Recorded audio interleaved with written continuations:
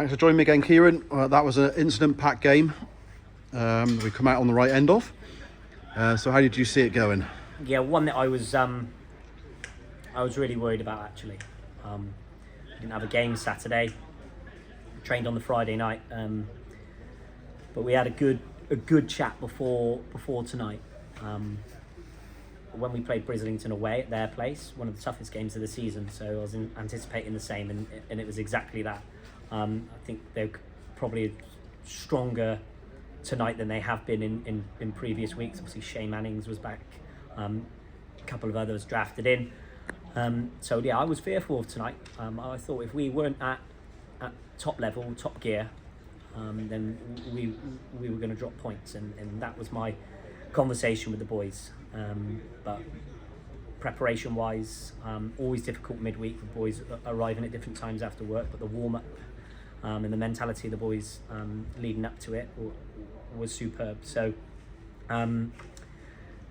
3 goals in the first half an hour from Keaton, who was outstanding. Had a rough night as well. A lot of fouls on him, which I expect it from any team. The sort of goal scoring form he's on this season. But the boys worked so hard without the ball, and you probably get bored of me saying it, but I think if you look at the difference between us and the teams below us, I think 1 will be work rate, 2 the intensity that we play at, and 3 would be fitness levels. And I think outside of that, anything else is a bonus, but they're always the 3 staples that I look for, and that was evident tonight. Not so much in the second half, because they went down to 10 men after, I think it was the 40th minute, so obviously they came out and sat behind the ball, which made it difficult, and obviously we didn't need to try and chase a goal.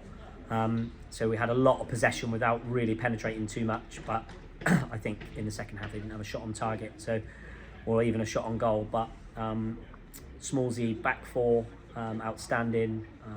Pekka, Lenny came in tonight, Whitty back in the side, both incredible shifts.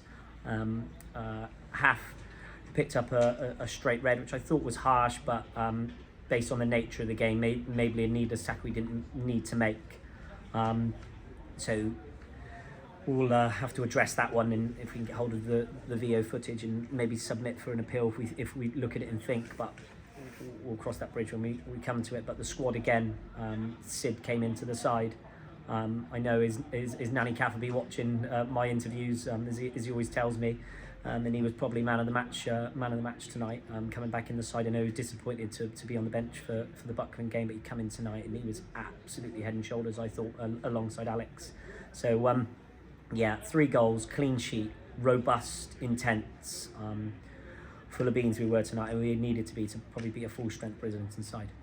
And we go into a big one on Saturday against Torpoint. Absolutely, and those ones don't worry me. I know the boys will rise to the occasion, and it's the ones where you look at the league table and you see that Brislington are down in 17th, 18th place, and you expect it to be a foregone conclusion, but it's never the case.